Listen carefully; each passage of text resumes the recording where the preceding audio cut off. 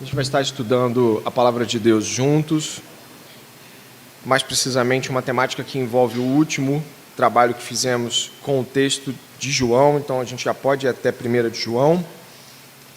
Nós vamos hoje ter uma abordagem teológica a uma palavra em específico da Escritura, então vá até 1 de João, por favor, capítulo de número 4, capítulo atual, inclusive que vai ser terminado hoje, capítulo 4 de 1 de João.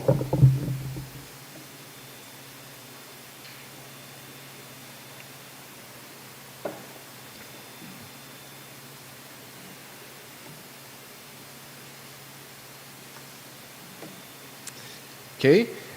1 de João capítulo 4, mais precisamente entre os versos 7 e 11, que são os versos da semana passada.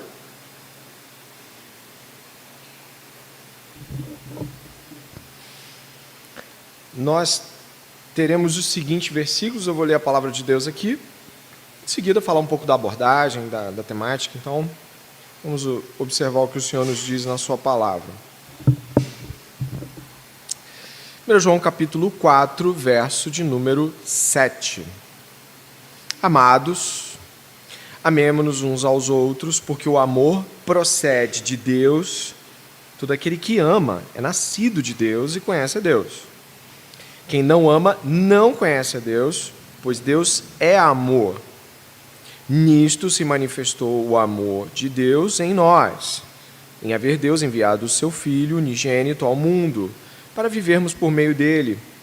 Nisto consiste o amor, não em que nós tenhamos amado a Deus, mas em que ele nos amou e enviou o seu Filho como propiciação pelos nossos pecados. Amados, se Deus nos amou de tal maneira, nós também devemos amar uns aos outros. Vamos orar? Pai amado, Pai querido, Deus que nos ama tanto, te louvamos nessa manhã. Pedimos que a palavra de Deus penetre em nossos corações, trazendo profundas considerações sobre quem o Senhor é e quem devemos ser em resposta a isso, Pai. Em nome de Jesus, nos abençoa. Amém.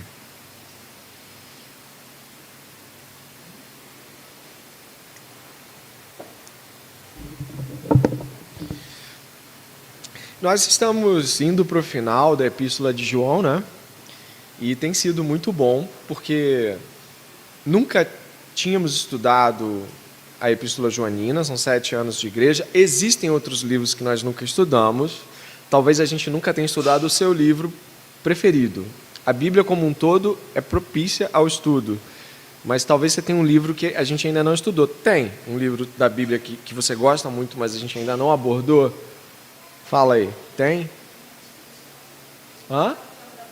Tiago ainda não. O que mais? Tem? Estou curioso. Não tem. Você não tem livros preferidos? Eu gosto da Bíblia toda, pastor. O senhor é herege. O senhor está errado. Não, tudo bem. Eu tenho alguns livros que eu fico assim, caramba, eu quero um dia poder dividir isso com a igreja e aprender com ela. Crônicas. Crônicas é legal. Neemias. Fascinante o livro de Neemias. Foi minha devoção nessa semana. Zacarias também. É um bom livro. Provavelmente esse ano, eu digo porque eu estou entre retornar ou a Apocalipse ou a Daniel. Daniel faltou metade e Apocalipse faltou o mundo, né? Nós estaremos voltando aí escatologicamente no fim do ano para mais uma jornada sobre o fim dos tempos. Mas João é uma carta muito querida pelos cristãos pela sua abordagem direta, embora ele faça contornos cíclicos. João é direto, Deus é amor. Se não ama irmão, não é de Deus. Essas abordagens objetivas de João sempre ajudaram os crentes a entenderem o que Deus quer para eles. Mas às vezes, mesmo quando nós entendemos o que Deus quer para nós, às vezes a profundidade daquilo leva tempo. A gente entende que Deus amou o mundo de tal maneira, explica para alguém e para nós mesmos, olha, foi assim, ele enviou Jesus e tal. Mas, ainda assim, o que é isso em termos de impacto, às vezes demora anos para você sentir esse impacto. E momentos como esse na escola bíblica, que tem servido ao propósito do aprofundamento, são importantes. Nós hoje estaremos aprofundando as perspectivas sobre o amor. Sim, Deus ser amor é a tônica do capítulo 4, do verso 7 até o verso de número 21, e embora a gente vai ficar até o 11, então nós vamos estar trabalhando aqui o Deus que é amor. E eu gostaria que você pudesse absorver o máximo, anotar o máximo e reconhecer a importância dessas questões, tá bom? Antes, eu gostaria apenas de reposicionar algumas coisas que não vão ficar sendo ditas na escola bíblica de hoje, porque elas fizeram parte do sermão da semana passada, mas elas trazem um retorno à lembrança. Dá uma olhada, por favor, o capítulo 7, ele já começa com uma dupla afirmação. Ele chama-nos, os seus leitores, de amados e ordena que seus leitores amem. Dá uma olhada aí no texto bíblico, chama de amados, ordena que amem, e ainda vai dizer que o amor procede de Deus, e vai dizer que aquele que ama é nascido e conhece a Deus. Todas essas afirmações que estão aqui no verso 7 se relacionam com o tema de amor. O amor que é de quem é nascido, o amor que nós somos amados, o amor que procede de Deus. Se for até o verso 8, vai fazer uma afirmação negativa, quem não ama não conhece a Deus, e aí uma afirmação maior ainda, de escalas assim grandiosas, que é única também na Bíblia, né? Deus é amor. Essas estruturas que a gente vai encontrando entrelaçadas com o tema amor permeiam todos os versículos que nós encontramos aqui do 7 a 11. Quer seja nos chamando de amados, quer seja dizendo que Deus é amor, quer seja dizendo que quem não ama não conhece a Deus. Por isso, não entender muito bem como esse movimento do amor acontece dentro da perspectiva bíblica mais ampla é complicado. Eu quero começar aqui com os irmãos, justamente enfatizando de que, por exemplo, quando nós falamos de João, vocês devem saber, né, teologicamente, a Bíblia, primeiramente a Bíblia, mas nós teologicamente afirmamos, pelos indícios claros, que João é o discípulo amado. Olha que interessante, né? Um discípulo que fala tanto de amor também é denotado na Bíblia como sendo o discípulo amado a quem reclinou a cabeça no peito de Jesus. Então, ele é amado por Deus, e é natural que nós tenhamos essa completa identificação daquele que é amado por Deus, chamar os de Deus de amados e ordenar que amem porque Deus é amor. Então, todas essas sentenças se relacionam com amor. Tá bom? Mais algumas camadas aqui antes da gente entrar de cabeça, né? O amor, ele é o princípio central do comportamento cristão. O amor. Grave isso, escreva na sua tabuada, como eu brinco com quem estuda comigo. Faça a sua tabuada. O amor, ele é o pilar central do comportamento. Paulo, por exemplo, fala que os crentes devem corrigir-se mutuamente, né? A mutualidade de Colossenses é em amor. Nós estamos pensando, por exemplo, dentro da visão cristã do apóstolo Paulo, você recebeu de Deus capacitação, né? Capítulo 12 de Coríntios, né? Você recebeu dons do Senhor. Aí você está bem, você recebeu dons. Aí o que ele faz no capítulo 13? Mas tem uma coisa, se não tiver amor, não adianta nada disso. Então, quando nós estamos falando de amor, e aí eu reitero, o amor ele é esse princípio central do comportamento cristão. O comportamento cristão precisa refletir amor o tempo todo. E você já pode, aos poucos, ir fazendo essas indagações, porque você vai estar estudando amor aqui e você vai perceber, será que eu reajo dessa maneira? A ética cristã, eu acho que eu coloquei aqui, né, sobre a ética cristã, o que orienta a nossa vida é o conhecimento de Deus, e como, a partir desse conhecimento, vivemos de maneira agradável a Ele. Aí eu vou citar aqui o John Frame, tá bom? O John Frame diz que a vida cristã é uma vida sob a lei de Deus, no mundo de Deus, na presença do próprio Deus. John Frame, teólogo presbiteriano. Eu uso bastante o John Frame. Aí você vai falar, pô, mas é um presbiteriano. Gente, mas ele também crê no mesmo Deus que eu. E nossas divisões não começam aqui. Nossos problemas com os presbiterianos não são esses, né? Nossos irmãos têm outras questões que nós discutimos com eles. Mas quando é ponto pacífico, é tranquilo para nós. E o John Frame ele vai trabalhar essa perspectiva do comportamento. Aqui eu vou fazer apenas uma conexão, que aqui o sentido que eu gostaria que você assumisse para a palavra ética é estritamente ligado ao comportamento. O comportamento, a ética cristã, ela reflete uma vida debaixo da lei de Deus, no mundo que Deus criou e na presença desse Deus. Então nós estamos dentro disso, que o John Frame, você talvez já deva ter ouvido falar dessa máxima teológica que ele trabalha, que é o triperspectivismo, né? O que seria isso? São perspectivas sobre um mesmo tema e o seu desenvolvimento nessas óticas. Não vou tentar dificultar as coisas, mas vou usar aqui, quem tem aquele livro amarelo, Doutrinas Cristãs, já deve ter encontrado isso que eu vou falar aqui, do John Frame, que vai falar sobre a ética do amor dentro do triperspectivismo. Mas por que trabalhar o amor, ou seja lá qualquer tema, em perspectiva? Ou seja, sob um ângulo, depois sobre o outro, depois sobre o outro. Porque João, e eu vou falar isso de noite para vocês, João parece ter muita preocupação de que nós assumamos as coisas apenas sob uma ótica. Tipo, eu sou uma pessoa nascida de Deus, porque eu rejeito os falsos profetas. Está certo. Está certo. Isso está errado? Não.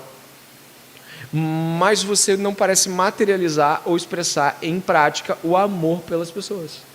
E João, então, vai no outro ângulo, numa outra perspectiva. Eu falo assim, mas se você não ama, você está falando só. Você está rejeitando a falsa doutrina, mas você não ama. Então, João, na sua carta, isso é legal de você anotar, João, ele trabalha muitíssimo para que a mensagem de Deus não seja reduzida a uma perspectiva. Então, João vai trabalhar amor, por exemplo, como guardar os mandamentos. Mas ele também vai trabalhar amor como amar o próximo, ou seja, servir materialmente. 1 João 3,8. Não é isso? Mas ele também vai falar sobre amar a Deus sob a ótica de rejeitar o falso ensino. E o que João está fazendo? João está usando perspectivas. E nós vamos usar essas perspectivas para trabalhar amor dentro da carta joanina. Está claro isso? Você se lembra da primeira carta à igreja de Éfeso, em Apocalipse? Qual é o aspecto positivo ressaltado por Jesus? Jesus, ele faz um ressalte positivo à igreja de Éfeso, Apocalipse 2. Ele fala algo positivo da igreja. Hã? Poxa, ele falou isso, está certo, vocês rejeitaram doutrina errada, atitude errada, mas falta amor. Ele não analisa a igreja apenas sob uma ótica, mas sobre várias óticas que estão acontecendo. Então, quando a gente falha, por vezes não é porque a gente não quis amar, talvez. É porque a gente acreditou que amor seria só isso. Você já falou com alguém assim? Você foi corrigir alguém? Você foi corrigir uma pessoa. Você estava pensando assim, eu vou ajudar, certo? Eu vou ajudar. Meu irmão, minha irmã, isso que você fez está errado. Pá. O que você falou estava certo. O modo como você falou esparramou tudo. Porque não é só o conteúdo correto, mas também todo o envolto e também, obviamente, as perspectivas de como alguém recebe uma mensagem de correção. O que eu quero dizer aqui, meus irmãos, é que João não é triperspectivo, ponto. A gente não reduz João à teologia do John Frame. João trabalha com óticas, com percepções de como o amor é. Mas nós falhamos muitas vezes em ser mais amplos nas considerações sobre o amor. E precisamos reconsiderar isso também. Então, dentro deste campo aqui, eu gostaria de ressaltar aos irmãos que nós vamos usar, então, 3 perspectivas para olhar para amor. E vamos buscar ao máximo explorá-las dentro de cada uma delas. A gente vai entender amor, e aí eu coloco aqui, como uma expressão que deve ter lealdade, que deve ter ação e que deve ter sentimento. Sentimento também. Nós vamos fazer um movimento, e depois você tem um exercíciozinho para você fazer em dupla aí, depois já. Mas vamos fazer um movimento. André, fala uma coisa. Será que a Bíblia só traria essas 3 perspectivas do amor? Não, irmãos, não é isso. Quando a gente trabalha uma teologia, a gente trabalha um olhar sobre. Talvez o irmão vai trabalhar o Verne Poitras. Você conhece o Verne Poitras? Quem já leu alguma coisa do Verne? Já? Ele fala sobre multiperspectivas. Será que ele está errado? Não. Ele está abordando de uma forma diferente. Então, por isso, não fica acanhado de falar assim, eu acho que eu vi uma 4ª perspectiva. Legal, fala para a gente, de repente é mesmo. Então, vamos estudar olhando por esses 3 ângulos, essas 3 óticas, essas 3 movimentações. A primeira coisa que eu gostaria de ressaltar aos irmãos é sobre lealdade. Se você observar as estruturas do texto bíblico, esta lealdade, aí pode colocar já dentro dessa ótica, esta lealdade, ela se refere a um tipo de resposta obediente a um termo que ficou claro que entre os dois representaria essa aliança. Vou dar um exemplo. Você se lembra da árvore do conhecimento do bem e do mal? Deus a pôs lá no meio. Dentre outras coisas que se pode dizer sobre essa árvore, é de que ela representaria o modo como a raça humana amaria ou não a Deus. Se ela comesse do fruto, o que aconteceria? Deu as costas para Deus, não ama a Deus. Então, o primeiro ponto que eu gostaria de ressaltar aqui é esta lealdade, ou esta resposta obediente que se deve ter ao Deus que se revela por mandamento. E vamos lá para entender isso melhor, ou entender isso também. Vamos dar uma olhada aqui, por exemplo, no texto anterior, de João 3, do 13 até o 24. Você faz rapidamente um movimento, onde amor se relaciona com mandamento, e levanta a mão e me diz onde está. João, 1 de João, tá? A gente não está, senão na epístola ainda. 1 de João 3, quando eu falar João assim prático, é mais rápido. 3, do 13 até o 24. Rapidamente, você tem expressões de amor, ou mesmo de relação com Deus, ligadas a mandamento ou lei de Deus, ou algo desse tipo? O Diego fez uma relação desse amor aqui com leis judaicas, por exemplo, que ordenavam que nós prestássemos auxílio aos necessitados. O prestar auxílio ao necessitado era ordem, era lei.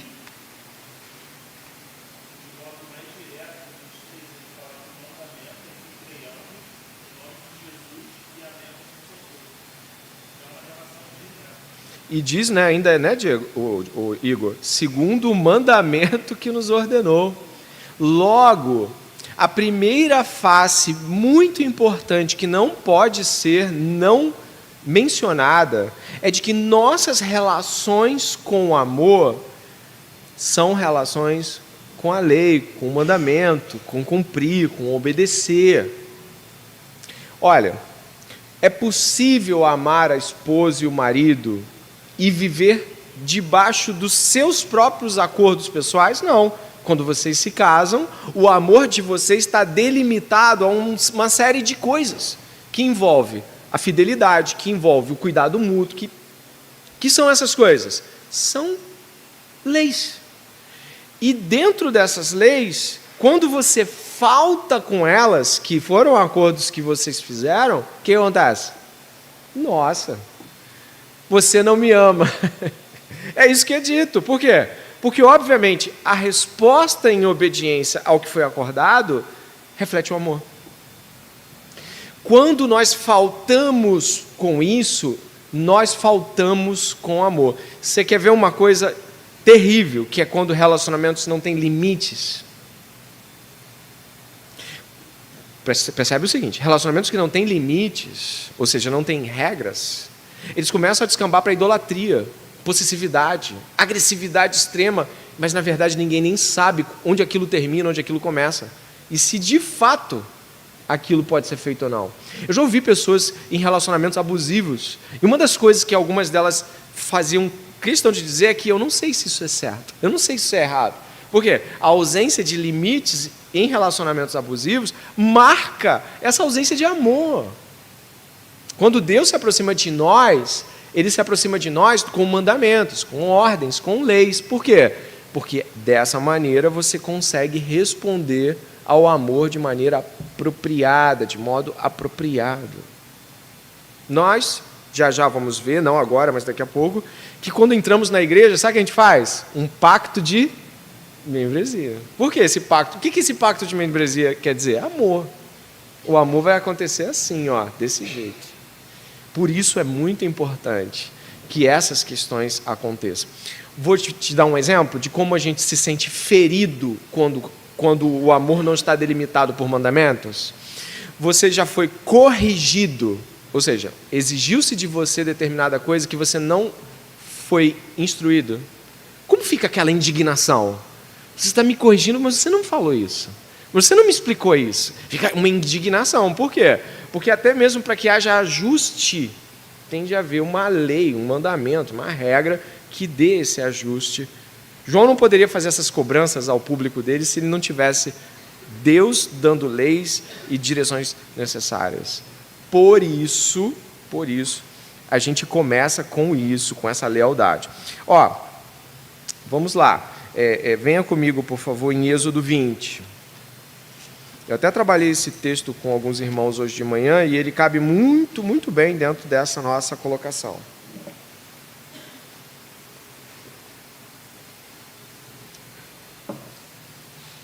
Dá uma olhadinha, né?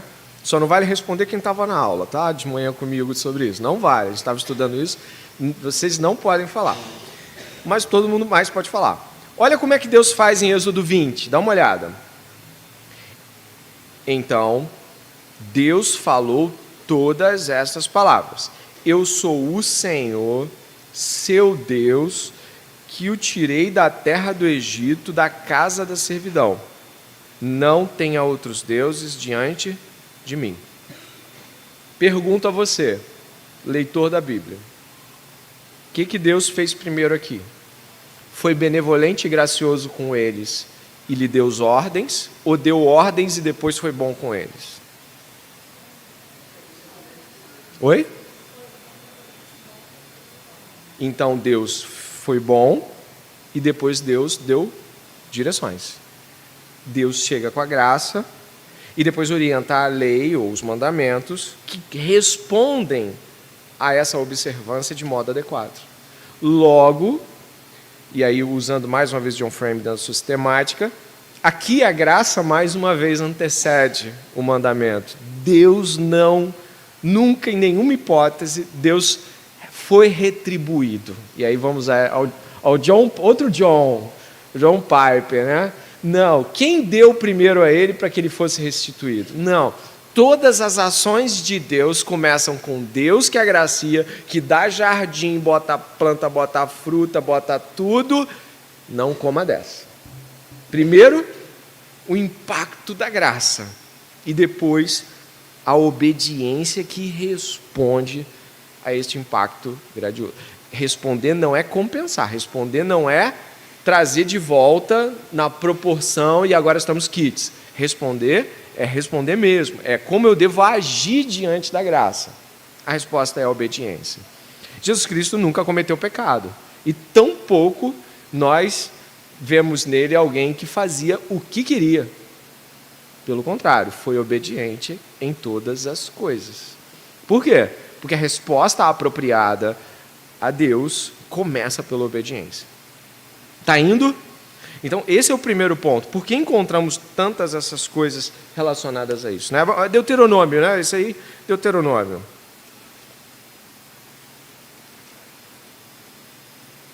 Vamos lá, hein? Vou dar aí umas balas. Que bala você gosta? Sete Belo? Você gosta de Sete Belo? Eu gosto de Sete Belo. Alguém gosta de bala aí? Juquinha? Juquinha denota a idade. Juquinha, aquela bala do signo que tinha, Capricórnio, assim, que ficava no ponto de ônibus, nunca comeu essa, não? Ninguém nunca comeu essa? Ficava assim, vários signos assim, chupava a balinha. Gente, junto com o polvilho. Ronaldo, me salva dessa. Tá bom, balinha para quem acertar, hein? Próximo trago semana que vem. No caso do Vitor, se for o Vitor, é Juquinha. Quem mais? Tem alguma? Aquela do coração, década de 2000. A do coração. Oh, não? Marcela se esconde, ela não quer falar nada de idade. Olha só, Deuteronômio capítulo 6. Escute Israel, 6:4. Escute Israel, ou ouça Israel, Shema Israel. O Senhor nosso Deus é o único Senhor. Certo? Qual é a resposta para isso? Portanto, ame o Senhor, seu Deus, de todo o seu coração, de toda a sua alma e com toda a sua força. Essas palavras que hoje lhe ordeno estarão no seu coração. Você as inculcará aos seus filhos e delas farás andando pelo caminho, ao deitar-se, ao levantar-se. Repare aqui a forte relação do verso 5, verso 4. O verso 5 diz, portanto, é uma resposta ao verso 4. E o verso 4 diz, Senhor. A resposta é ao Senhor. A resposta é aquele que ordena. O amor, ele é respondido pela obediência àquele que é Senhor. Por isso, e dentre essas coisas importantes, se você é desobediente, e eu espero que não, e se você é um crente, você não pode ser isso, não é possível. Mas se você tem dificuldades com obediência, você tem dificuldades com amor. É isso. Você tem dificuldade em amar. E até mesmo em perceber o amor de Deus. Esse é o primeiro ponto. Foi até aí, gente? Está indo? Se a obediência é tão importante assim, será que nos relacionamentos nós temos que ter obediência em tudo? Sim, todos os relacionamentos exigem obediência. Todos os ciclos relacionais. A igreja exige, o casamento, a filiação, filho de fulano, pai de ciclano, o seu trabalho exige. Você às vezes quer, você fala assim, eu quero amar o chefe, eu quero amar a minha liderança lá no trabalho, eu quero expressar esse amor. Mas você é a primeira pessoa que, quando essa pessoa vira, você está falando mal das ordens que ela deu. Ou seja, agindo em completo disparate com o conceito de obediência cristã, que é uma obediência voluntária, que é uma obediência de fato, não apenas de sim, Senhor, e vira as costas, está fofocando contra. O que eu quero dizer, irmãos, é que às vezes a gente acredita que a expressão do amor, ela vai ser sempre de uma maneira, quando na verdade nós precisamos expressar o amor por meio de todas essas nuances, inclusive da obediência. Tá bom? Um trecho importante, por que eu estou citando o John Frame? É que eu estou estudando bastante a teologia sistemática do John Frame. Ele fala algo interessante sobre como os cristãos piedosos, e aí piedosos são cristãos que obedecem, como os cristãos piedosos são importantes para os outros cristãos. Ele fala assim, na página 58 do capítulo 1 da sua sistemática, ele fala assim, né? O comportamento, assim como o discurso, pode ser edificante ou não. O exemplo é uma maneira importante de ensino. Imitar as pessoas piedosas é uma maneira importante de aprendizado cristão. Olha essa parte. E o comportamento dessas pessoas, em geral, nos é uma revelação das intenções de Deus para nós. Quando uma pessoa se comporta piedosamente, ela está revelando o que Deus quer para mim. Então, o seu comportamento de obediência é extremamente importante para as obediências ao redor. Então, cara, coisa simples, escuta isso, coisa simples. O catecismo não é para recitar? Certo? Como é que você fica quando está todo mundo recitando e uma outra pessoa assim? Se aquilo é uma ordem, é uma direção que parte daqui, podia ser de mim, de quem está aqui autorizado para fazer isso naquele momento, mas o que é esta ordem? É uma obediência que lhe é requerida. Você tem que responder. Como é que a outra pessoa do lado olha para você e vê você calado, e por que você está calado? Porque eu não gosto de falar, eu não quero falar, eu respondo aqui dentro. Isso são autonomias que a gente precisa quebrar. Eu não estou falando para imitar o que é errado, fazer o que é errado. Eu dei um exemplo muito que eu acho que é de ponto comum acordo aqui, né? Recitar o catecismo não é pecado, é coisa boa, mas o que eu quero dizer é que nós também temos esses pontos que para a gente, às vezes, fica num canto, entendeu? Fica num canto. Eu levanto para cantar, a não ser que eu esteja muito debilitado. Muito debilitado. E eu até falo para as pessoas ao meu redor assim, eu estou me sentindo mal, por isso que eu estou sentado. Por quê? Porque eu não quero dar a elas a impressão de que aquela pessoa me pediu para levantar e eu fiquei sentado. Por quê? Porque para mim é muito importante que você me veja como obediente, porque isso é testemunho de amor. Então, ser obediente é algo extremamente amoroso, e dar este testemunho é algo muito importante. Muito importante. Tá bom? Alguma pergunta? Não, nenhuma pergunta. Ou está muito claro, ou está muito escuro. Ou está tão longe de entender que ninguém entendeu, ou todo mundo entendeu, que pode até dar aula. Segundo ponto, ação. Lealdade, ou seja, a resposta obediente, leal, àquele que, pelo mandamento, exige nossa obediência. Segundo ponto, ação. E aí eu quero ir para uma frase, tem uma frase aqui do Emílio Garofalo, sei lá. Ir na direção do outro para lhe fazer bem. O amor em ação. Dá uma olhada lá em João, por favor. João é epístola, tá bom? A gente está no João da epístola. Dá uma olhada no 3. João 3,18. Achou? 1 João 3,18.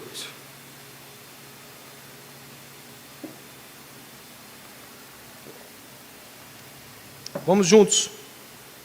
Filhinhos, não amemos de palavra, mas de fato. O fato aqui é a ação concreta. E a verdade é, obviamente, a verdade que é o motivo dessa ação concreta. Jesus.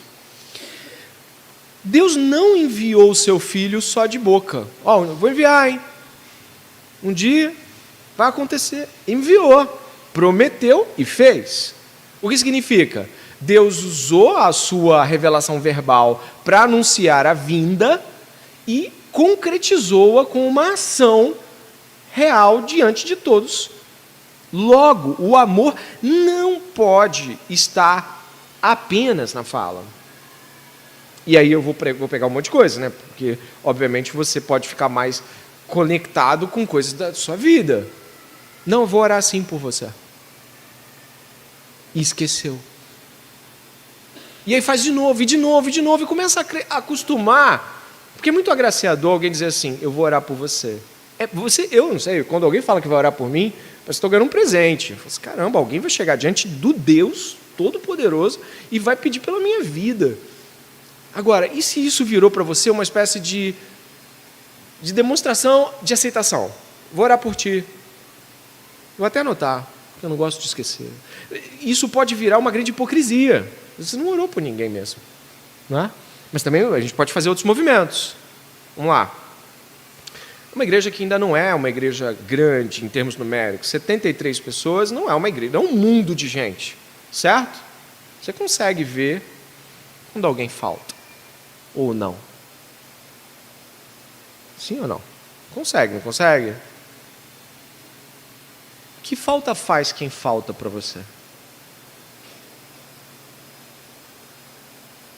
É uma pergunta que você pode se fazer.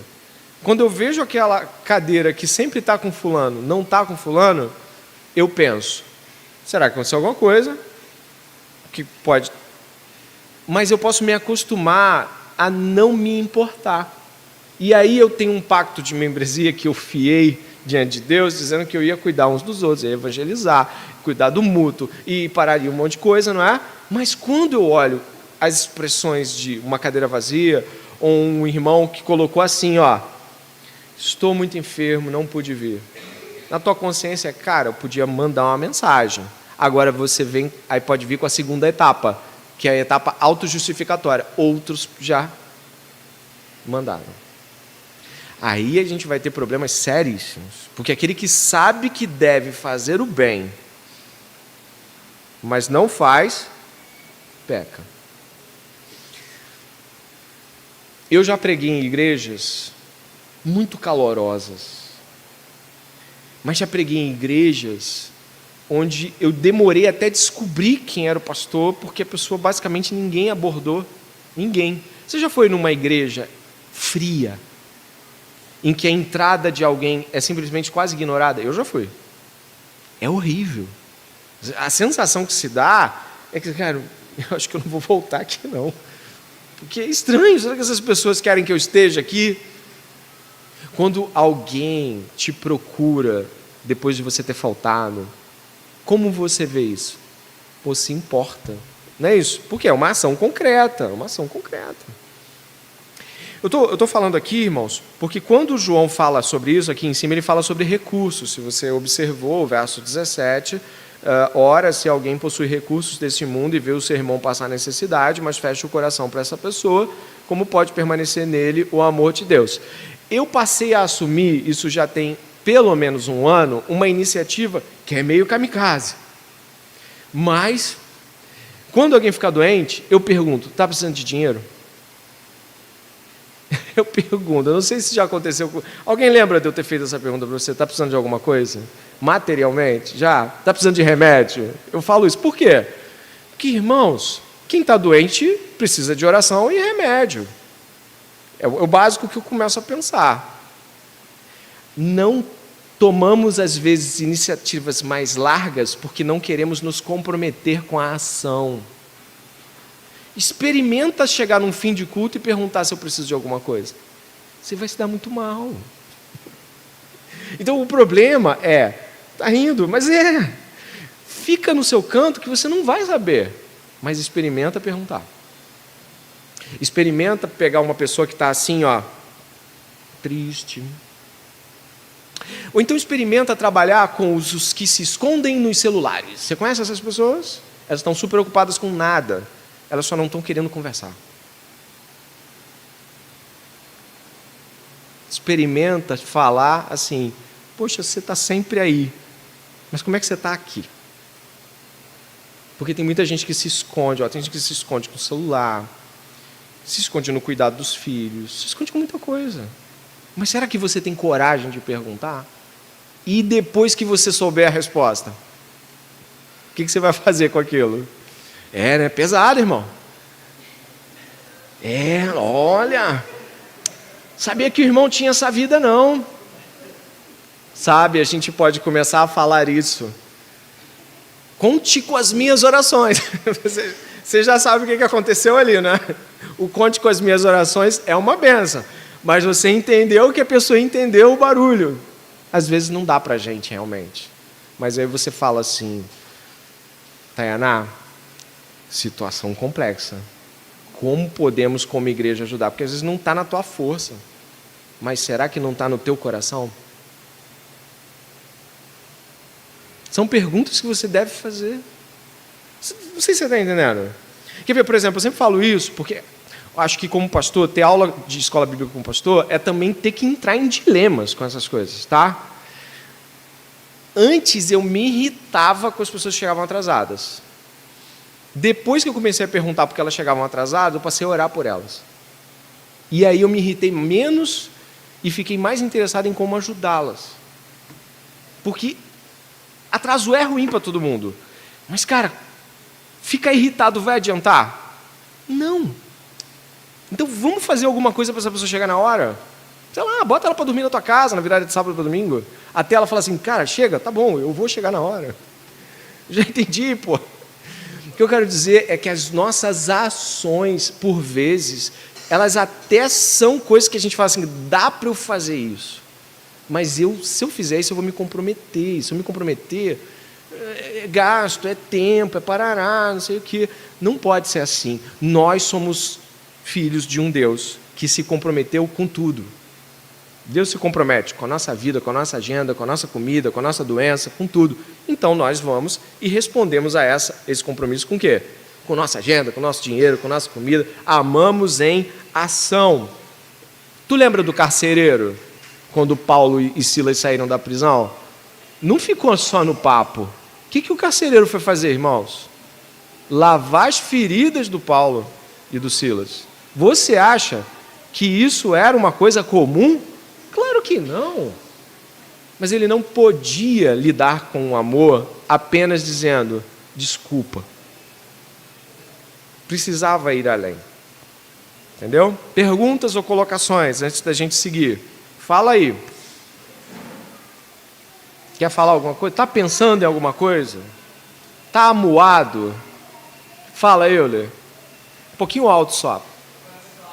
Com pessoas e estar com elas é muito difícil. Então, se isso não estiver na agenda da vida, na agenda concreta da vida, não vai acontecer. Não vai acontecer. Ainda mais gente como a gente que vive na cidade, tem que se deslocar para caramba para fazer coisas. É difícil, concordo. Por último, sentimento. Mas por que falar de sentimento pode ser algo que muitos de nós têm dificuldade quando se fala de amor? Irmãos, por quê? Numa sociedade onde sentimento foi colocado, às vezes, de maneira tão banal, ou seja, eu estou sentindo, então eu não vou fazer. Eu estou sentindo, então eu vou fazer. Eu sinto, logo eu existo. É mais fácil a gente negar tudo que é sentimento e falar se é tudo besteira, é tudo Nutella, é tudo mimimi, quando, na verdade, a Escritura Sagrada não faz isso. Eu vou citar de cabeça alguns ali, só para você entender que isso é tão importante. Você lembra, por exemplo, de que Jacó ele foi enganado por Labão? Sim ou não? Com quem ele queria casar? Quantos anos ele esperou? E diz assim, e ele esperou todos esses anos e não lhes pareciam tantos, pelo tanto que a amavam. A Bíblia não despreza o sentimento. Quando em Oséias Deus diz que vai amar Israel intensamente, quando você encontra Davi e Jonatas, onde os incautos deturpam a afirmação de Davi, que diz que o amor de Davi e Jonatas era superior ao amor de mulheres, e o que ele está querendo dizer isso é que eles estavam tão unidos, de tal forma, que isso era superior ao modo como eles até então tinham, ou se expressavam em termos maritais até, e não era sobre coisas erradas, era sobre amar pessoas de uma maneira intensa. Mais um ponto aqui, por exemplo, 1 Pedro 1,22, a gente pode abrir junto aí. 1 Pedro 1,22.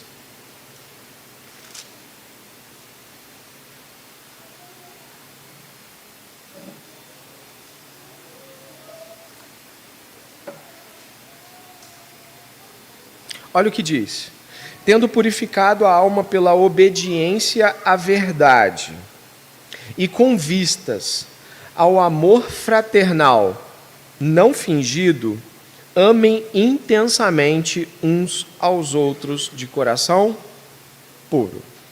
Se você puder observar, o texto faz um movimento parecido com a nossa tríade. Obediência, ação concreta, amor não fingido, ou seja, um amor de fato, e, por fim, a intensidade de coração. Nós precisamos compreender que o amor da Bíblia está relacionado a sentimentos. A gente não pode dizer assim, eu amo. E aí, como está aí por dentro? Normal. Normal como? Você poderia não fazer isso? Poderia.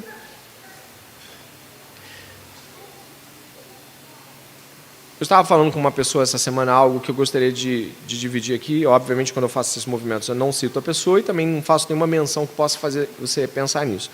Eu estava conversando com essa pessoa sobre ânimo e desânimo. Ânimo e desânimo. Não está aqui a pessoa. E estava falando sobre ânimo e desânimo. Imagine só, você está aqui nesta manhã, certo? Você veio até o prestar culto ao Senhor que te salvou, ao seu Deus, ao seu Pai Celestial. Sabe, você veio aqui nessa manhã prestar culto a Deus. Mas você não está animado. Está pensando comigo? Não. Não está animado. Na semana que vem, eu te pergunto, e aí, animado para estar prestando culto? Normal. Na outra semana, eu faço a mesma pergunta, e você diz o quê? Normal. Não, nada. Talvez você esteja vindo até este lugar, prestando culto, mas não esteja preocupado com o exercício dos seus afetos. E eles estão indo para outras coisas, e em algum momento você não vai ter força para vir aqui. Por quê? O amor precisa de ação concreta, de obediência verdadeira, mas ele precisa estar derramado intensamente. Qual é o problema? Nos acostumamos ao desânimo. Nos acostumamos a não ter sentimentos para com Deus e as coisas de Deus. E aí achamos isso super normal. Não sei se você já percebeu como é que é o impacto dessas coisas em relação a como nós, como cristãos, sofremos. Essa semana eu sofri com o pastor Steve Lawson. Será que você não sofreu ao saber que um pastor tão importante teve uma queda moral? Eu sofri pela comunidade dele, eu sofri pela família, por ele, por tudo. Eu falei assim, gente, as pessoas devem estar devastadas. Entende o que eu quero dizer? Você sofre, mas você nem fala com eles, mas você sofre a dor deles. E eu tenho portas abertas no meu celular. Eu tenho portas abertas e eu não tiro por nada, eu apago qualquer coisa. Mas o aplicativo deles, né, o linkzinho deles, eu não tiro daqui. Porque eu preciso exercitar o meu amor por gente longe como eles. De verdade, eu preciso passar e ver assim, pastor queimado junto com a família. O que é isso para você? Isso é só choque ou também tem... Entendeu? Faltou irmão tal, Adonias está doente.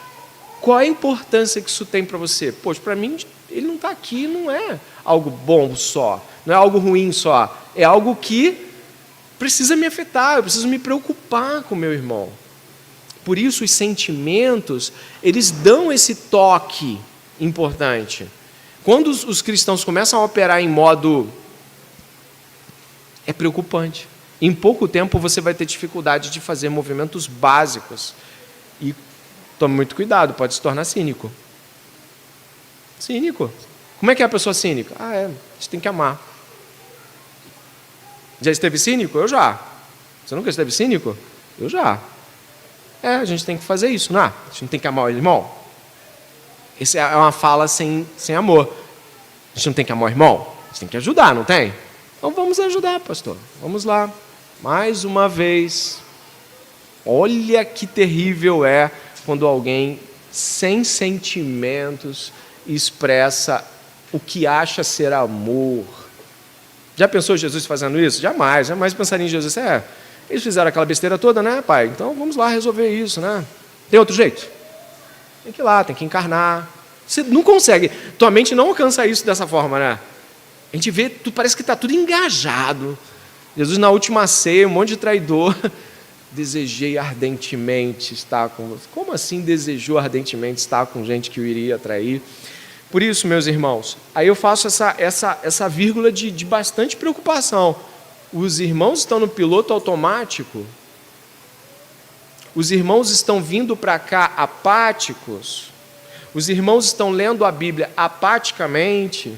Os irmãos e as irmãs estão com problemas de apatia, de afeições para com o Senhor, seu Deus. Irmãos, não pode ficar assim. Está faltando algo importante. Nosso coração, nossas expressões de afeição precisam estar dedicadas a Deus. E quando elas estiverem corretamente em Deus, a gente vai sentir entre a gente também o impacto disso, porque é justamente essa verticalidade e essa horizontalidade que expressam a vida cristã. Irmãos, não faltem a cultos, não faltem às coisas, não porque o pastor vai brigar com você, mas porque você vai expressar amor, porque você vai amar pessoas, porque você vai mostrar a sua obediência para com Deus que te ordenou estar aqui. Tem tantas coisas para se dizer sobre isso.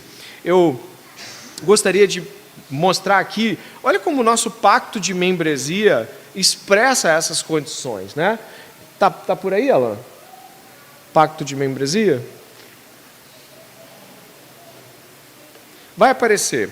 O pacto de membresia, ele expressa uma série de grandes afirmações sobre como devemos expressar o amor. Olha aí, ó. Não sei se a gente consegue. E aí? Dá para fechar esse lado aqui. O pessoal aí que é turma do PDF, aí, ajuda ele aí.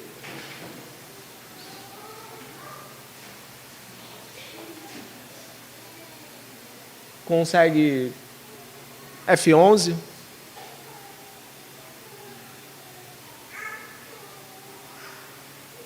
Bom, dá para tentar. Obrigado. Olha o que diz aqui, ó, tendo como cremos, sido trazidos pela graça divina ao arrependimento e à fé de Jesus Cristo para render-lhe nossas vidas, e tendo sido batizados... Ih, acabou tudo. Pode deixar daquele jeito mesmo.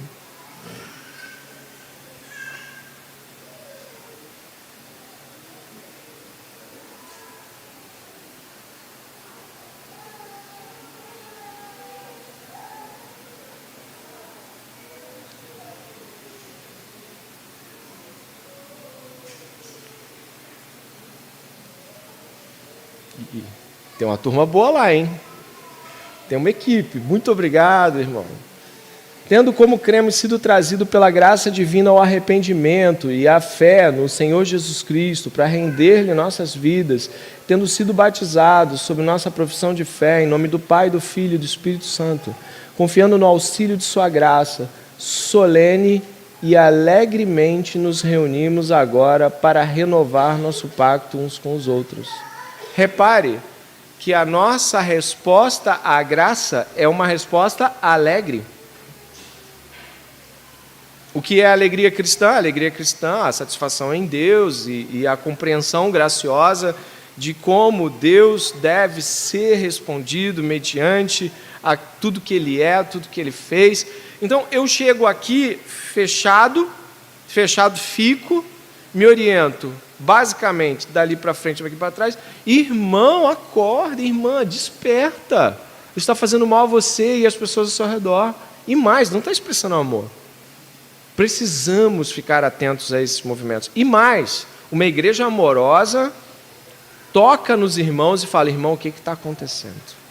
Irmão, você não precisa do pastor para isso. Você sabe que pode fazer isso. Irmã, por que a irmã está sempre com esse rosto fechado? Fala, abre o coração, o que está acontecendo? Estou aqui para amar. É isso que se faz, mas não se deixa passar. E mais, tem gente que espera uma semana para falar com a outra pessoa. Ah, eu não aguento não. Eu mando mensagem. Fala assim, por que você estava assim ontem? Por que você estava assim hoje de manhã? Por que você faz isso? Porque você ama a pessoa. Você não quer que ela fique não alegre no Senhor. Tem alegria abundante no Senhor. E aí sim, ó, trabalharemos e oraremos pela unidade do Espírito no vínculo da paz. Caminharemos juntos em amor fraternal, cuidando uns dos outros e admoestando com súplicas uns aos outros, conforme exija a ocasião. Nosso pacto é muito bom, ele é um pacto do século XIX, inclusive, não é a concepção da IBD, mas ele expressa muitas coisas. Ele expressa uma resposta alegre à graça de Deus, mas também uma resposta preocupada com a resposta dos outros. Por isso que exige o quê? Dá uma olhada ali, ó, cuidando e admoestando com súplicas, ou seja, debaixo de oração, de preocupação. Se quisermos continuar caminhando como igreja saudável, nós vamos precisar mutuamente nos corrigir, até em coisas que para muita gente é só o cada um de cada um. Não tem cada um de cada um na igreja. A igreja foi comprada pelo sangue de Jesus, ela pertence a um Senhor, o Senhor nos deu base para a alegria cristã, nos deu base para o amor, para as afeições, para a obediência. E se tem alguém perto de você que não está respondendo ao Senhor em amor, com lealdade, ação e sentimentos, ajude esta pessoa a começar perguntando, em seguida encorajando, mas se vê aquilo que não está no lugar, corrigindo em amor. Meu irmão, minha irmã, não é assim. Não é assim entre os santos. Isso não convém aos santos. Não é? Então, nós terminamos aqui com 3 afirmações. Eu fiz questão, presta atenção, eu fiz questão de trabalhar 3 temáticas só, dentro de um campo. A Ana está dando a mesma aula lá, tá? A aula está igualzinha, mesma folha, a gente combinou de dar a mesma aula. Então, os irmãos de lá vão sair com o mesmo impacto, com as mesmas coisas. Mas eu gostaria de te perguntar, de modo pessoal, né, nesses poucos minutos que a gente ainda tem, uns 5 minutos, o que tocou em você nesta aula? O que te acrescentou? Eu ia até passar um exercício, mas hoje eu vou deixar sereno, talvez você esteja refletindo aí. O que tocou especialmente em você, meu irmão e minha irmã, nesta aula dessa manhã? Existe algo que você acredita que deva mudar? Levante a mão, diga. Isso pode fortalecer outros a se encorajarem também. Estamos numa família, podemos fazer isso de uma maneira diferente do mundo, com certeza. Então, igreja.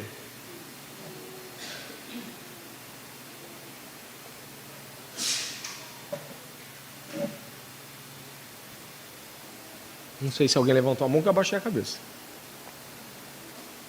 Otávio.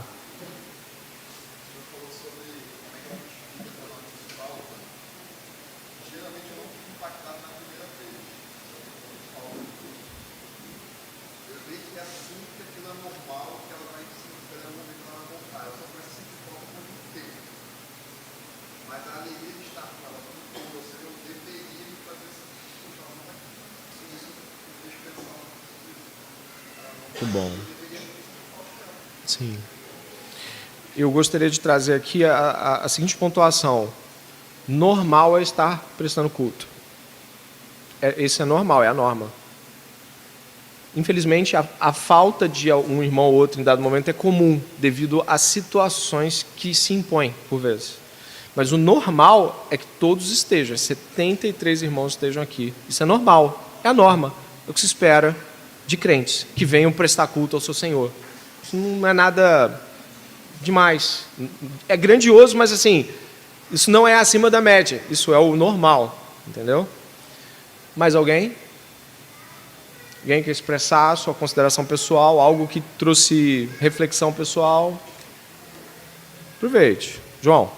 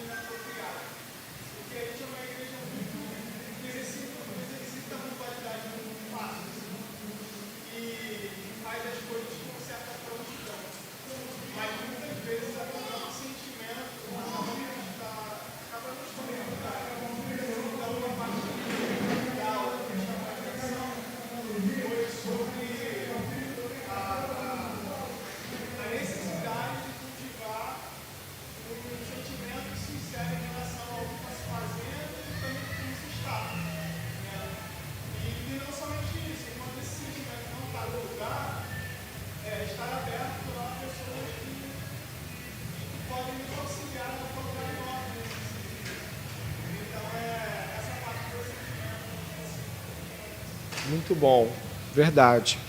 Quem mais? Moreda.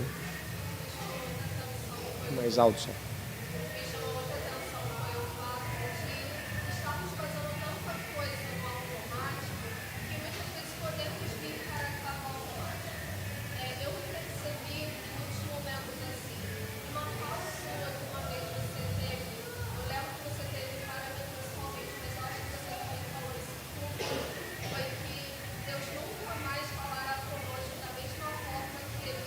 É verdade.